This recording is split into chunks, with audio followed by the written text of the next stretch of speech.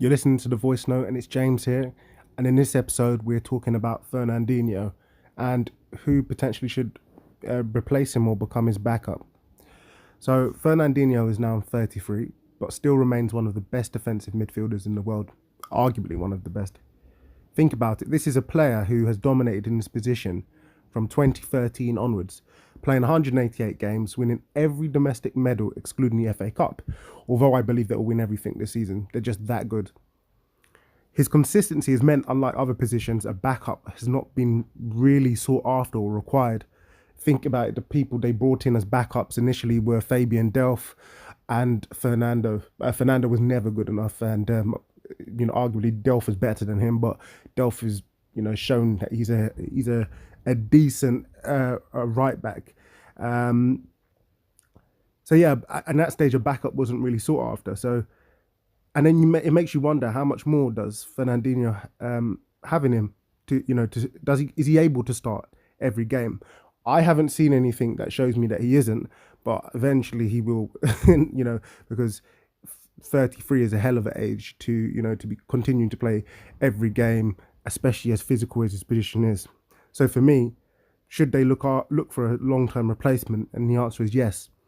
But the stats still show that he's performing at the highest level compared against another, extraordinary defensive midfielder, which is Kante.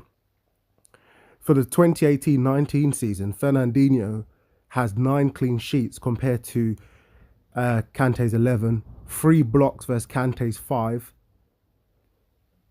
35 interceptions versus Kante's 37, and 39 tackles against Kante's 32, and dominates every aerial stat you can think of. Although we have to admit that obviously Kante is much smaller than Fernandinho.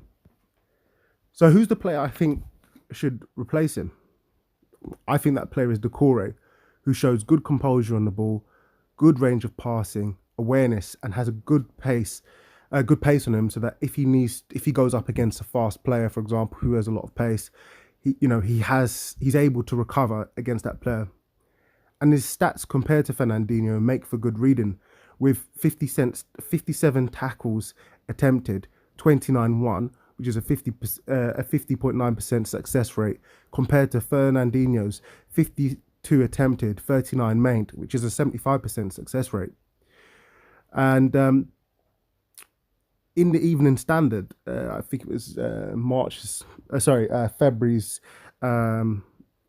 report, that PSG were also interested in retaining his services, which shows the level he's been viewed at. Which I really think that Watford is just him learning his trade. He's going to obviously attempt more tackles. He's obviously playing with lesser players, so he's obviously going to be.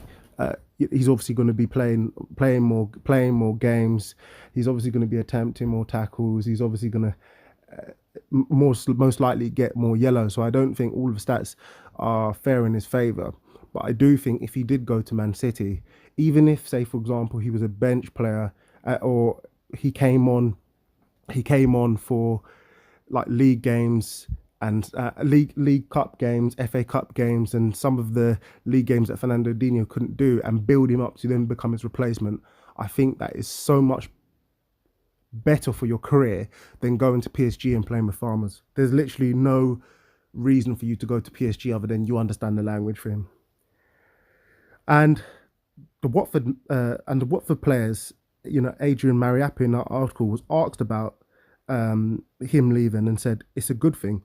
We want to keep all our best players, but it's good they are being linked to top clubs. It means we're doing our job and we're impressing. And I agree with that, because when I've watched him, I've been vastly impressed with him. I've been thinking, who at Tottenham as well as a fan, I was thinking we need a defensive midfielder. Wanyama's not good enough. Who can we go for? And every time I've been watching him play, I've been thinking that is the guy that, if the top clubs get him, that you're set. The defensive midfielders are very rare to find. So when you actually do get one, it's like you've basically found gold. The only other person that I could kind of think of who maybe is good enough, but still unsure really is Milinkovic-Savic, but I think he's a two-way player, more of a two-way player than just a pure defensive midfielder. But again, I really do rate him as well, but I think he'll be very expensive and think he should stay in Serie A. The Mirror also suggested that Watford were asking for 50 million to acquire his services, but with the way he's playing and the consistency in his performance, consistency in his performance improving after his knee injury, I think 70 is a more realistic figure. And considering his Premier League experience, I think that's a bargain. You think of it like Saul in Atletico Madrid. He was, I think he has a release clause of 150 million. So, 70 million for a Decore who has Premier League experience is an absolute steal. And in such a specialist position, stats show that Fernandinho is a far superior player. But I think I expect that based on his experience, his connection with the team, as well as just how generally he's been playing at the highest level. Whereas if you look at Decore, he has not been playing at the highest level, but his stats show that he is one of the top performing defensive midfielders. And I think it's also unfair. It's like comparing Makelele against the rest of the defensive midfielders. Makelele is elite in his position, so comparing him against the other defensive midfielders is unfair on them.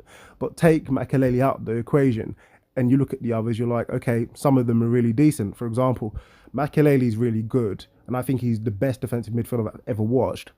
And I think it's unfair to compare Kante to his stats because Makelele was just so exceptional. We didn't see players like that before. He set the ground for defensive midfielders. But if you take him out, I think Kante is the best. Then obviously you have Fernandinho, then Casemiro. But I think Decore is up there, but I just don't think he gets talked about enough because he's at Watford. So if he was at Tottenham, Arsenal, Liverpool, Chelsea, one of the big clubs, I think he would be talked about quite a lot, and we would see how influential he really is. Because I'm telling people for a long period of time that when he first joined Watford, I've been watching him and saying to people, this guy is exceptional. The height, the build, the physique, the power, he has everything, really everything. I haven't seen a weakness in him. But what I can say is that Decore stats will only improve once coached by, say for example, he does join Man City, coached by Pep, you're guaranteed to improve. And when you play with the best players, you up your game as well. So just imagine having a mentor such as Fernandinho, like coaching you and giving you some tactical help. This is you got a legend, a Man City legend, and one of the best defensive midfielders in the Premier League, providing you with the advice and support. If I was Decore and I had the option to join Man City, I would be joining them. And if PSG actually did bid for me, I wouldn't go at all. PSG and the French league itself is not representative of elite football. PSG are currently 20 points ahead. That is not elite football. That means the remaining quality is just average. Now, if he was to go Serie A, I would really rate him. I would really think that would also be a good move as well, especially if he went to somewhere like Inter Milan, Roma, or Juventus. These, although none of these players need it, the league is so tactical. If he shone out there, I even believe he's even better than what I think he is currently. And I just hope that if Man City did replace him, they don't go for Saul for Atletico Madrid, because I think he is more of a two-dimensional player than Fernandinho is, in a sense where Saul is not just a pure defensive midfielder. He offers the passing and the tactical ability. But we've seen previously when you replace a defensive midfielder with a deep line playmaker who's got good tackling ability, that it's just not the same thing. And I think City need to retain that defensive midfielder, pure defensive midfielder, to provide continuation of Fernandinho. Obviously not to the same level, but the stats are showing that he's playing as good, just in a weaker team. So yeah, tell me what you think about that. I couldn't think of any other defensive midfielders who I thought could replace Fernandinho. As I said, my top 5 defensive midfielders are Kante number 1, Fernandinho number 2, Casemiro number 3. And number 4 and 5, I'm kind of stuck between. I like Vidal, I really do rate him. And number 5 is, I like Torreira, but I don't know if I'm overrating it. So yeah, tell me what you think, guys, and thank you for listening and thank you for supporting as usual. Please make sure you subscribe and follow. Thank you.